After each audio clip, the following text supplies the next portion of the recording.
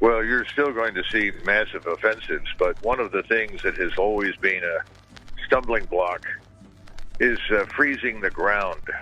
Northern Ukraine froze pretty quickly, but southern Ukraine, until about 5 days ago, had not consistently dropped below freezing during the day. As a result, you still had standing water in places like Bhakmut or Kherson and other areas of southern Ukraine. That's now ended.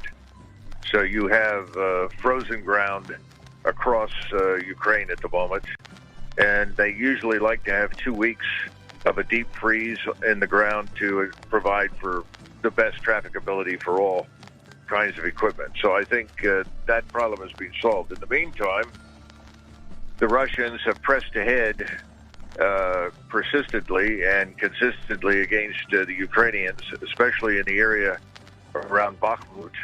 Bhakmut has turned into a huge bonanza for the Russians and a tremendous bloodbath for the Ukrainians. They've had roughly 14, 15 brigades, Ukrainian brigades of 4,000 men in Bhakmut, and they have all now been withdrawn, with the exception of 2 or 3, and they've lost 70% of their strength. So just so your listeners understand what that means, when you lose 70% of a 4,000-man brigade, you're talking roughly 2,800 men killed or wounded, which means that what remains is battalion strength and not very capable. So that's the situation in Bhakmut. In the meantime, the towns around Bhakmut to its north, east, and west have begun to crumble. And Soledar, a very important town, which is a suburb, if you will, from Bhakmut, has now fallen to the Russians. So I think the position in Bhakmut is very tenuous, and I would expect that to fall very, very shortly. Now, why is that important? Well, it's a transportation hub. It's a logistical hub. It's the linchpin strategically for the entire defense of southern Ukraine by the Ukrainians in the Donbass. And that is going to now crumble, I think, over the next 2 to 3 weeks. The real question for the theater commander, General Surovikin, is how he wants to proceed. He's got roughly 100,000 combat troops. That means people that actually move and fight in Belarusia, another 100,000 just east of Kharkiv in eastern Ukraine, and then another 80 to 90,000 behind the thousands that he has in the lines defending southern Ukraine. So he has the potential for a three-pronged assault.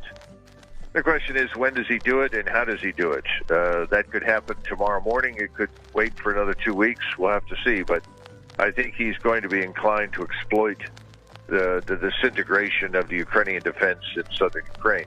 The problem for the Ukrainians is once that crumbles where they are in the south, they end up on open, rolling terrain that's very difficult to defend. They're talking about falling back to Kramatorsk, for your listeners if they want to look at the map.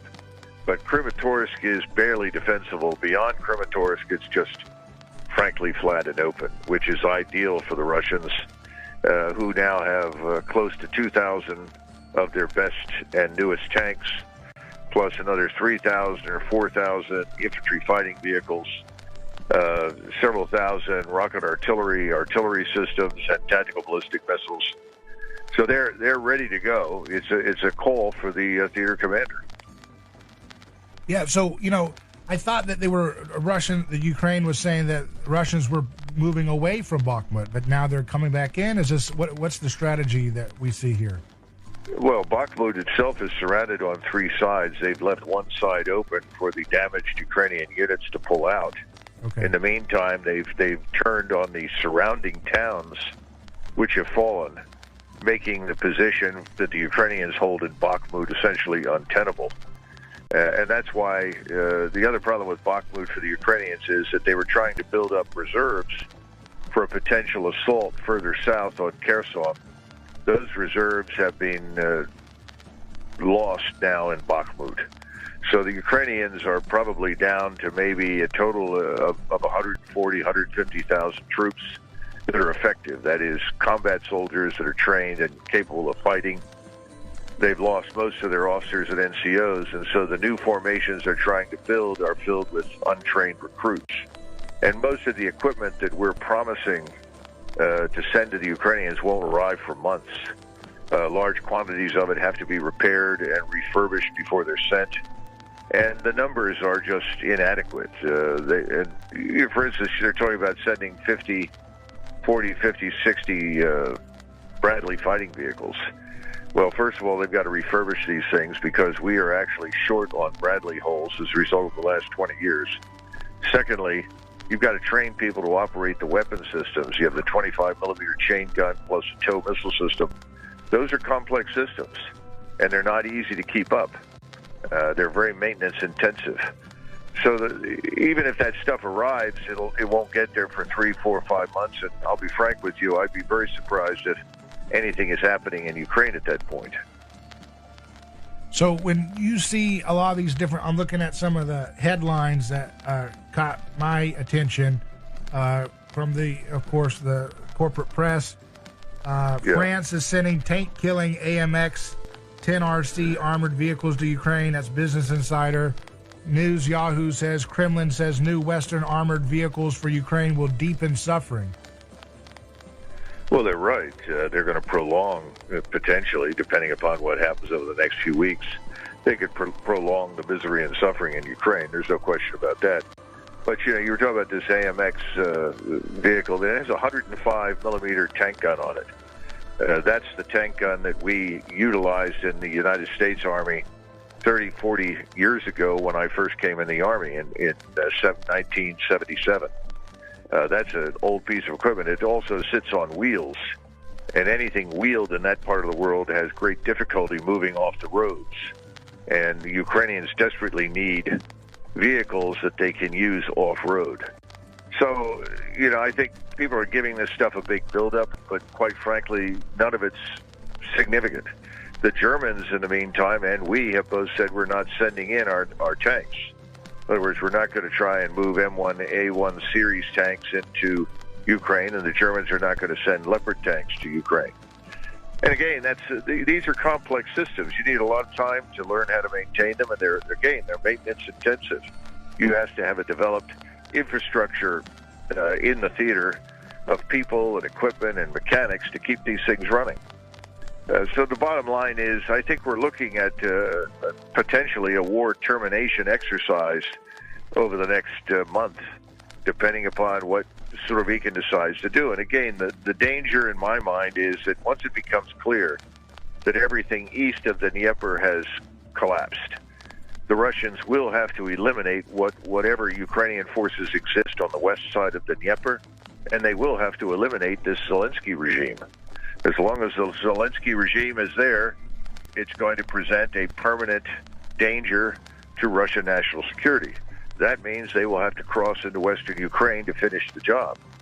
And I think that's one of the reasons they're holding back on it's probably about 150 to 175,000 troops up in Belarusia, but about 100,000 that would then move on an operational axis from north to south into central Ukraine. I think they're probably going to hold up on that and see what we do, because the great danger is that as we watch the Ukrainian forces collapse in essentially battles of annihilation over the next few weeks, there'll be a temptation in Washington to say, well, let's send the U.S. and Polish forces in Poland into western Ukraine to create some sort of safe area, or worse yet, try to rescue this criminal Zelensky regime from destruction. If that happens, then of course all bets are off. We may find ourselves confronting the Russians directly, and that will not be pretty. We're not really prepared for that.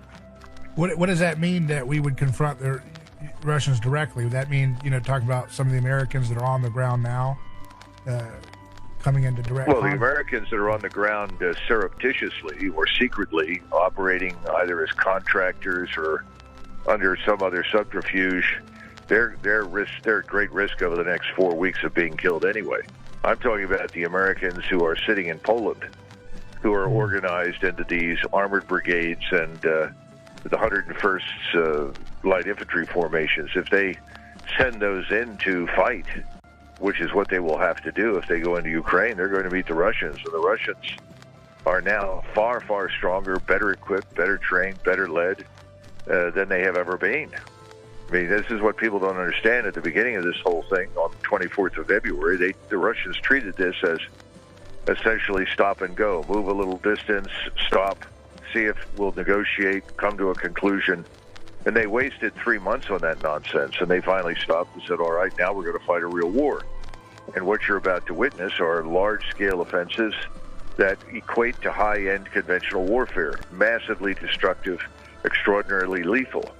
And that's an environment that we in the West have not seen, certainly not since 1945 in Europe. And what do you think is going to be the inciting incident that the American forces would say, okay, we're going to have a direct confrontation here?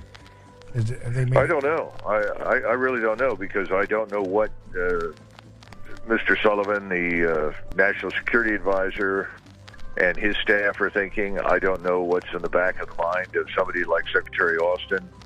I don't know what Blinken is thinking. I don't know what the major figures that we do not see in public, whether it's Susan Rice or Samantha Power or somebody like that. I don't know what's going on in their minds. I mean, my view is we have no business involving ourselves in this. We've made this far, far worse than it needed to be. The Ukrainians have died by the thousands needlessly. We need to get out of this, and what we should be doing is trying to facilitate an end to the conflict. But we keep making it clear that we're going to fight until the last Ukrainian is dead, because we will not concede anything to the Russians. And if you're not going to concede what they wanted to begin with, which was actually quite modest, they were simply interested in the 2 breakaway republics enjoying equality before the law and political autonomy. They wanted recognition of their control as legitimate of the Crimean Peninsula, which has always been Russian, never, strictly speaking, Ukrainian. And finally, they wanted neutrality for Ukraine. Well, if we'd agreed to those, then there would be hundreds of thousands of able-bodied living Ukrainians. Right now, we think that the Ukrainians have lost at least 150,000 dead. The Ukrainian ambassador to the United States was quoted in Time magazine, where he let it slip out that whole cities are destroyed. They're losing thousands of men every day, and they are losing people. They don't even know where they are or what's happened to them. He painted a very grim picture, and then I think when he realized he'd gone too far, he shut up and changed the subject. Very much like von der Leyen, the president of the EU, who admitted that over 100,000 Ukrainians had been killed, and that was over a month ago. And the losses for the Ukrainians have simply gotten worse. And when you are losing a war, when you are losing battles, and you are forced to retreat, to withdraw, to fall back, that's when you take your heaviest losses. If you look at every major war, look at the American Civil War, the losses that were taken during the last year of the Civil War by the South were horrendous. They were horrific. They were bad on the northern side, but of course the South was bled white and couldn't replace their losses. You have a similar situation with Ukrainians. The Germans took most of their heaviest losses in the last eight months of World War II. And that's what we're seeing right now in Ukraine. The losses are mounting every day. It's horrific. It should stop. But no one in Washington is willing to admit that they've lost. And they have lost. And Ukraine will be destroyed as a result of this stupidity. No one wants to step forward and say, we made a mistake, let's halt this. That's the problem, David. Right. Nobody wants to take responsibility for their part of contributing to this destruction. Is it your opinion that Washington wants a direct conflict with Russia in this? Well, I don't know if I would say Washington. I think you have a majority of Republicans and Democrats sitting in the Senate and the House that have no idea what real war looks like.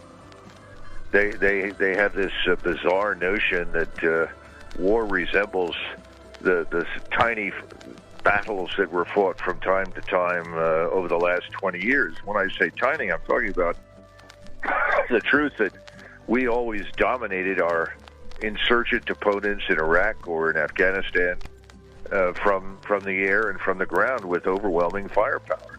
There was never an organized force to fight us. We haven't had a major enemy per se to fight us since 1991. And even though the Arabs in 1991 were well equipped and certainly capable, they were not efficiently or effectively commanded And again, they couldn't cope with the massive, accurate, devastating firepower that we have. The situation now is quite similar in Ukraine. Ukrainians can't cope with this, and as a result, they're on the ropes, to be frank.